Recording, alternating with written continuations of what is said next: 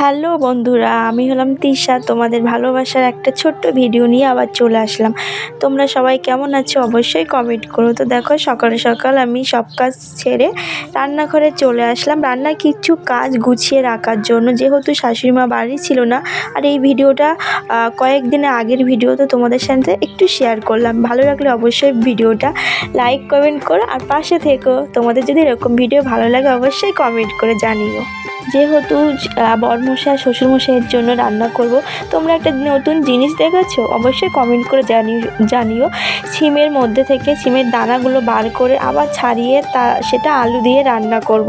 আর এই ভিডিওর মধ্যে একটা খুব খারাপ পরিস্থিতি হয়েছিল, ভীষণ খারাপ। তো অবশ্যই লাস্টের দিকে তোমরা দেখতে পাবে, পুরো ভিডিওটা দেখলে তাহলে জানতে পারবে। আর এখানে দেখো, শ্বশুরমশাই নিজের হাতে বাগান করেছে, অনেক বাগান, অনেক সবজি। তো আমি সকালে রান্না করতে যাব, একটু ওলকপি তুলতে গেছিলাম।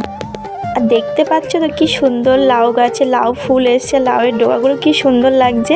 আর এখানে দেখতে পাচ্ছ কত সবজি, আলু গাছ আছে, অনেক সবজি, বিনস গাছ, লঙ্কা, আর ওগুলো কি গাছ বলে অনেক কিছু আমি মনে জানি, ওইগুলো ছোটো ছোটো বানা হচ্ছে। তো ওগুলো হলো ঢ্যাঁড়স গাছ, ওখানে অনেক কিছু বেগুন গাছ আছে। তো দেখো, বৃহস্পতিবার ছিল ওই দিন, আর আমি সকাল সকাল স্নান করে পুজো টুজো দিয়ে সেরে আসলাম রান্না করে, কারণ আমার যেহেতু ডিউটি যেতে হবে, তো সব কিছু করে আবার গুছিয়ে বেরোতে হবে। তো রান্না করতে চলে আসলাম, মাছ ভাজছি।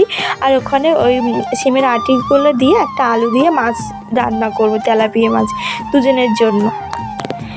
আর এখানে ভাতটাও বসিয়ে দিলাম। আর দেখতেই পাচ্ছ রান্নাটা হয়ে গেছে, ভাতটা হতে হতে শেষ হয়ে গেছে।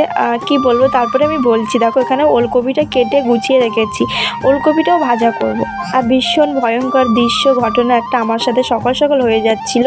তো যেহেতু ভাতটা হতে হতে থেমে গেছে, মানে ভাতটা অর্ধেক হয়েছে, ওইভাবে গ্যাসটা বন্ধ করে দিতে হয়েছে। দেখতেই পাচ্ছ ওখানে গ্যাসটা আগুন ধরে গেছিলো।